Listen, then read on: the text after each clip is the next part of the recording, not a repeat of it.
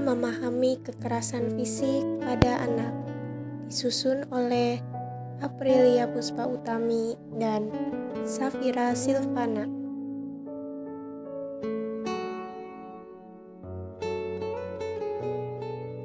Apa itu kekerasan fisik? Dalam Werdiningsi 2016 halaman 103 dalam Rismawati 2019 disebutkan bahwa kekerasan fisik adalah setiap tindakan yang mengakibatkan atau mungkin mengakibatkan kerusakan atau sakit fisik seperti menampar, memukul, memutar lengan, menusuk, mencekik, membakar, menendang, ancaman dengan benda atau senjata, dan pembunuhan. Kekerasan fisik merupakan tindakan yang dilakukan secara sengaja dan dapat menimbulkan luka atau rasa sakit pada tubuh. Dampak kekerasan fisik. Kenakalan anak adalah hal yang paling sering menjadi penyebab kemarahan orang tua, sehingga anak menerima hukuman, dan bila disertai emosi, maka orang tua tidak segan untuk memukul atau melakukan kekerasan fisik. Bila hal ini sering dialami oleh anak, maka akan menimbulkan luka yang mendalam pada fisik dan batinnya. Bagaimana bentuk kekerasan fisik pada anak? A. Lecet, B. Memar, C. Menjewer, D. Mencubit, E. Menendang, F. Memukul dengan tangan, G. Menghukum hingga jatuh sakit atau pingsan, H. Memukul dengan benda, I. Melukai dengan benda berbahaya, J. Dipukul. K. Dilempar, L. Dijitak, M. Dijambak, N. Ditampar, O. Dicambuk, P. Diikat, Q. Disiram air atau air panas, R. Didorong, S. Dibanting, T. Dikurung di kamar mandi. Tanda kekerasan fisik pada anak. A. Bila anak mengalami tanda-tanda lebih dari satu, berikan perhatian lebih teliti. B. Mengalami luka bakar, gigitan, lebam, patah tulang, mata bengkak menghitam tanpa sebab. C. Memiliki bekas lebam atau bekas luka lain yang masih terlihat setelah absen sekolah. D. Kelihatan sangat takut kepada orang tuanya dan menangis atau berteriak saat waktu pulang sekolah. E. Ketakutan saat didatangi atau didekati orang dewasa. F. Ada laporan terluka karena kecelakaan oleh orang tua atau orang yang mengasuhnya. Selanjutnya, ciri-ciri anak yang mengalami kekerasan.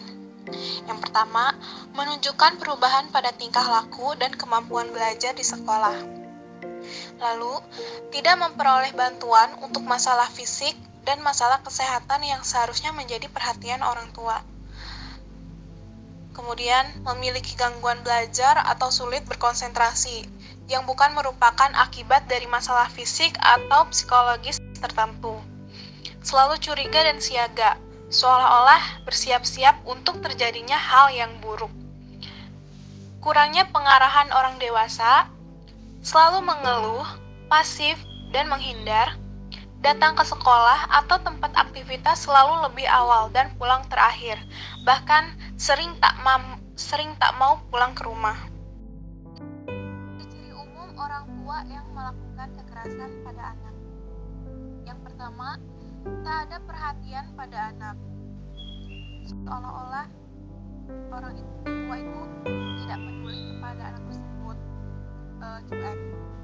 Selanjutnya ada menyangkal adanya masalah pada anak baik di rumah maupun sekolah dan menyalahkan anak untuk semua masalahnya.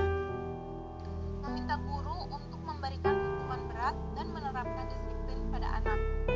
Menganggap anak sebagai anak yang bandel, tak berharga, dan susah diatur. Dan yang terakhir, menuntut tingkat kemampuan fisik dan akademik yang tak terjangkau oleh anak. Nah, bagaimana pelindungan dan pencegahannya? Pelindungan anak adalah segala kegiatan untuk menjamin dan melindungi anak dan hak-haknya agar dapat hidup, tumbuh, berkembang, dan berpartisipasi secara optimal sesuai dengan harkat dan martabat kemanusiaan, serta mendapat perlindungan dari kekerasan dan diskriminasi. Pencegahan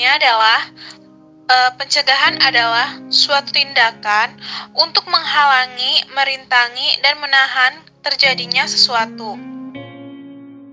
Strategi untuk mencegah perlakuan salah pada anak. Yang pertama, bimbingan tentang cara pengelolaan stres yang dialami agar tingkat parenting stres menurun. Jika perlu diberikan terapi psikologis terhadap stres yang cukup mengkhawatirkan. Yang kedua, pembelajaran tentang cara pemberian dukungan psikologis selama dalam pengasuhan agar memiliki kemampuan kelekatan yang aman. Yang ketiga, pembelajaran tentang mengatur emosi atau manajemen emosi selama proses pengasuhan agar tingkat hormon stresnya menurun. Anak dapat menjadi tenang saat berperilaku kurang menyenangkan atau menangis, bisa juga gelisah. Bukan kembali melakukan perlawanan. Yang keempat, pemahaman tentang deteksi dini terhadap anak yang telah mengalami kekerasan berdasarkan ciri-ciri dari perilaku dan kepribadiannya, sehingga dapat segera mendapatkan pertolongan dan menghindari dampak kelanjutan. Yang terakhir,